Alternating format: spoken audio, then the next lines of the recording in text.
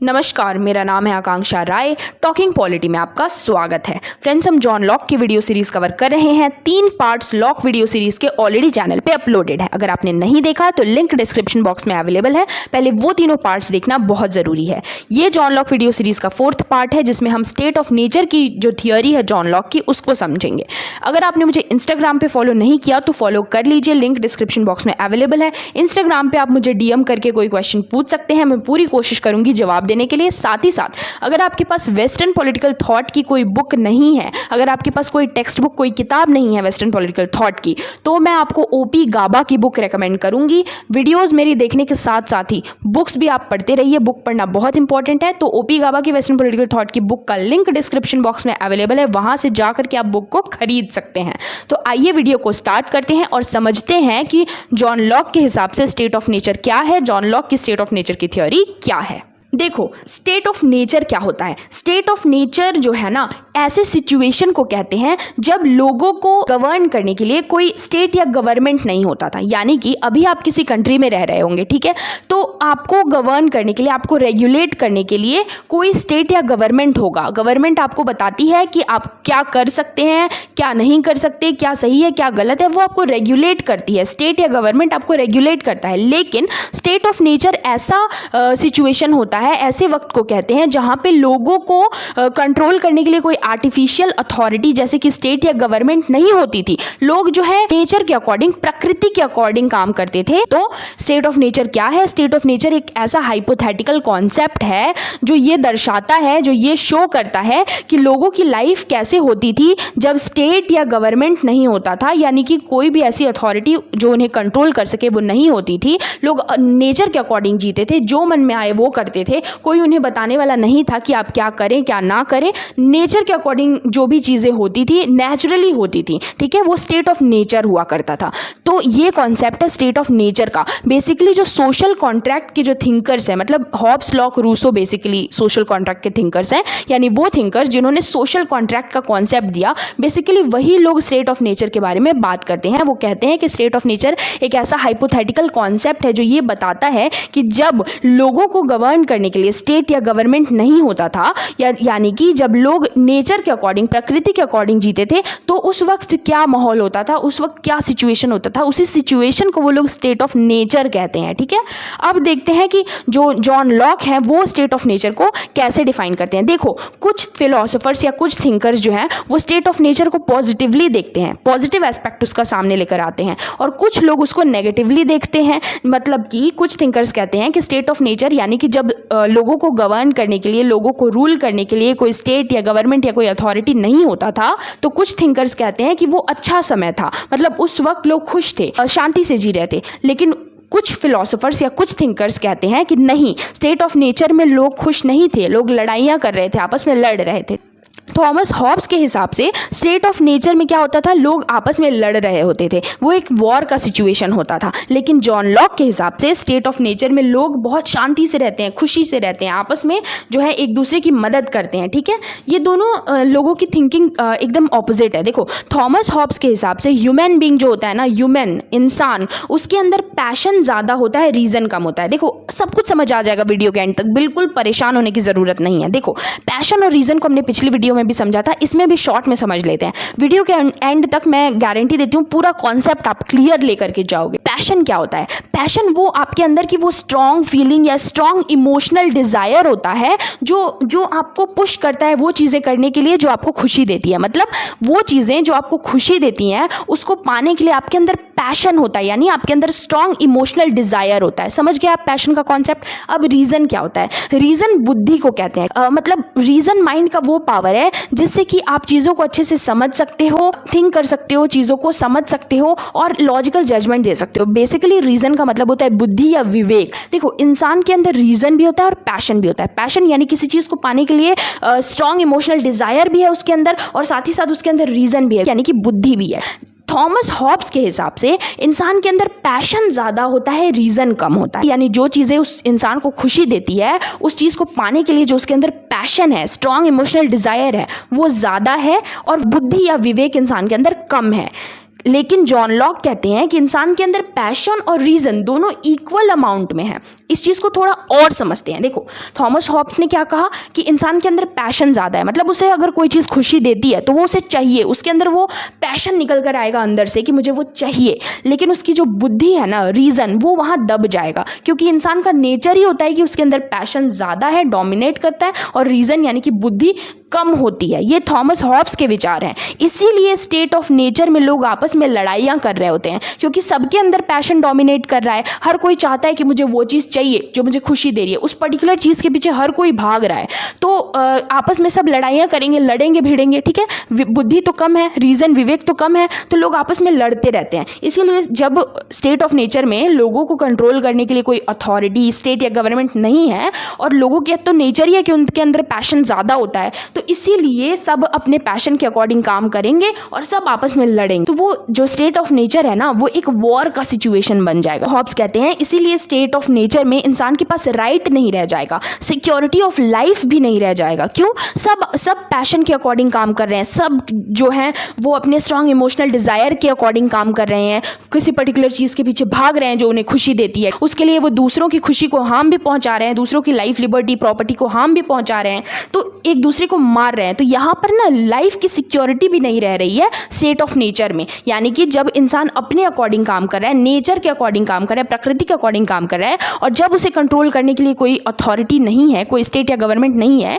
यानी कि जब इंसान स्टेट ऑफ नेचर में रह रहा है, तब वो आपस में लड़ता है। वो एक बहुत खराब सिचुएशन होती है, वो वॉर का सिचुएशन होता है, लोग आपस में लड़ रहे होते हैं, किसी के पास सिक्योरिटी नहीं होती है, अपनी जिंदगी की, लाइफ की कोई सिक्योरिटी नहीं होती है। ये थॉमस हॉब्स के विचार हैं।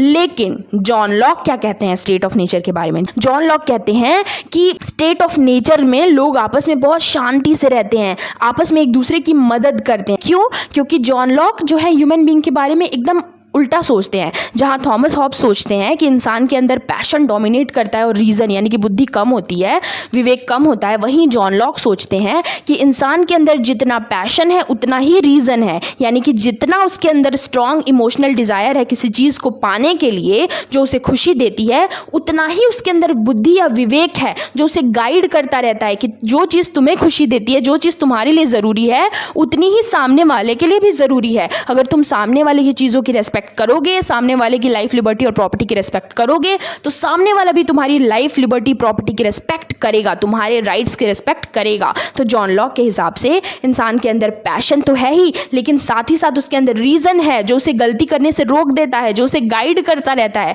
इसीलिए स्टेट ऑफ नेचर में जब इंसान को, ह्यूमन बींग्स को कंट्रोल करने के लिए, रेगुलेट करने के लिए कोई गवर्नमेंट, स्टेट या कोई अथॉरिटी नहीं भी है, तभी भी रीजन जो है वो उसको गाइड करता रहता है, और लोग जो हैं स्टेट ऑफ नेचर में भी शांति से रहते हैं, आपस में एक दूसरे की मदद करते हैं। और स्टेट ऑफ नेचर एक बहुत ही पीसफुल सिचुएशन होता है स्टेट ऑफ नेचर में, ठीक है। और जॉन लॉक कहते हैं कि स्टेट ऑफ नेचर में लोग नेचुरल राइट को एंजॉय करते हैं। क्यों? क्योंकि वहाँ लोगों के पास रीजन है, नेचुरल लॉ है, इस वजह से स्टेट ऑफ नेचर में लोग नेचुरल राइट को एंजॉय करते हैं। अब ये नेचुरल लॉ और नेचुरल राइट क्या है, इसको हम देख लेते हैं। देखो, नेचुरल लॉ क्या है? जॉन लॉक कहते हैं कि नेचुरल लॉ वो लॉ है, मतलब प्रकृति का नियम। नेचुरल लॉ मतलब प्रकृति का नियम। तो जॉन लॉक कहते हैं कि प्रकृति का नियम जो है वो कहती है कि कोई भी इंसान किसी दूसरे इंसान की लाइफ, लिबर्टी, हेल्थ, प्रॉपर्टी को नुकसान नहीं पहुंचा सकता है। ये नेचुरल लॉ है, ये प्रकृति का नियम है जॉन लॉक के हिसाब से। और नेचुरल लॉ हम कैसे डिस्कवर किया लोगों ने?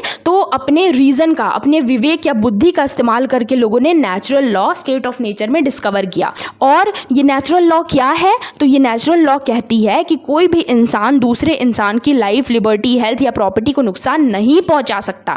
अब देखो, जब नेचुरल लॉ है तो नेचुरल राइट अपने आप हो जाएगा। नेचुरल राइट क्या है? नेचुरल राइट जो है वो एक सेट ऑफ राइट्स है जो ह्यूमन बीइंग को नेचर से मिलता है, प्रकृति से मिलता है कुछ अधिकार, उसको नेचुरल राइट कहते हैं। और ये स्टेट के फॉर्मेशन से पहले भी ये नेचुरल राइट्स एग्जिस्ट करते थे। और ये नेचुरल राइट्स है क्या? अब देखो, जैसे इंसान ने नेचुरल लॉ को अपनी बुद्धि का, अपने विवेक का यूज़ करके डिस्कवर किया, वैसे ही वो नेचुरल राइट को भी अपने रीज़न का यूज़ करके डिस्कवर कर सकता है। मैंने जैसा कहा, वीडियो के एंड तक आपको सब कुछ समझ में आ जाएगा, तो बिल्कुल परेशान मत होइए, वीडियो को लाइक कर दीजिए, ज़रूर आपको वीडियो के एंड तक सब कुछ समझ आ जाएगा। तो देखो, नेचुरल राइट क्या है? जॉन लॉक के हिसाब से राइट टू लाइफ, लिबर्टी और प्रॉपर्टी नेचुरल राइट है। मतलब ये अधिकार इंसान को प्रकृति से मिले हैं, नेचर से ये राइट्स मिले हैं, ये इंसान से कोई छीन नहीं सकता है। प्रकृति ने इंसान को एज अ गिफ्ट दिया क्या है, right to life, liberty and property. ये क्वेश्चन एग्जाम में भी पूछता है कि जॉन लॉक के इस हिसाब से नेचुरल राइट्स क्या है, तो आपको बताना है कि राइट टू लाइफ, लिबर्टी और प्रॉपर्टी नेचुरल राइट्स हैं अकॉर्डिंग टू जॉन लॉक।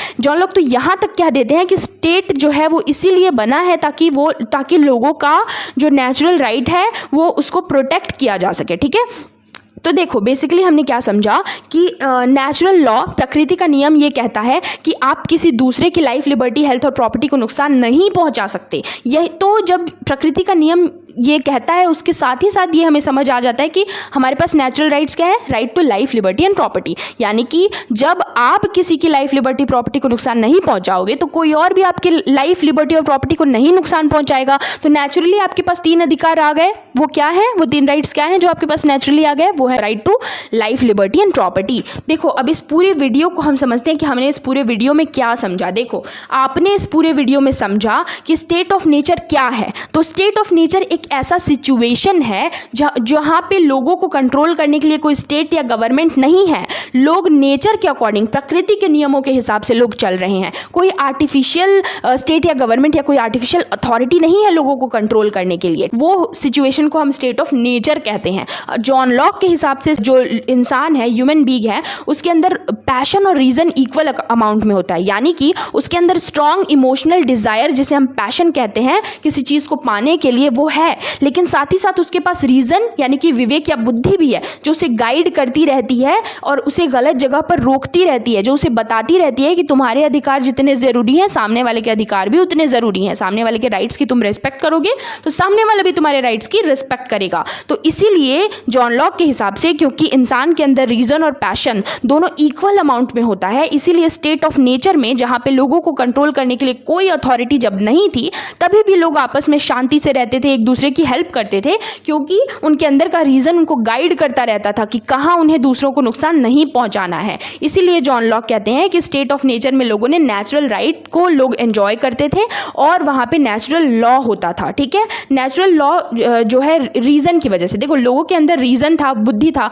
जिसकी वजह से उन्होंने डिस्कवर कर लिया कि ये प्रकृति का नियम है कि आप किसी की लाइफ, लिबर्टी, हेल्थ और प्रॉपर्टी को नुकसान नहीं पहुंचा सकते। और जब ये नेचुरल लॉ लोगों की समझ में आ गया तो उन्हें अपने आप अपने नेचुरल राइट्स का पता लग गया कि उनके पास नेचुरली क्या राइट्स हैं, right to life, liberty and property. ठीक है, तो जॉन लॉक के हिसाब से स्टेट ऑफ नेचर एक बहुत पीसफुल सिचुएशन था जहां पे लोग आपस में बहुत प्यार से रह रहे थे, एक दूसरे की मदद करते थे, क्योंकि उनके पास पैशन होने के साथ साथ रीजन भी है जो उन्हें गलत चीजें करने से रोकता था, दूसरों के अधिकारों का, दूसरों के राइट्स का एक्सप्लॉयटेशन करने से रोकता था। तो जॉन लॉक के हिसाब से स्टेट ऑफ नेचर एक बहुत पीसफुल सिचुएशन था। तो अब देखो क्वेश्चन ये आता है कि जरूरत क्या पड़ गई तब सोशल कॉन्ट्रैक्ट करके स्टेट और गवर्नमेंट बनाने की, जब स्टेट ऑफ नेचर एक इतना पीसफुल सिचुएशन था। मतलब क्या रीजन थे सोशल कॉन्ट्रैक्ट करने के?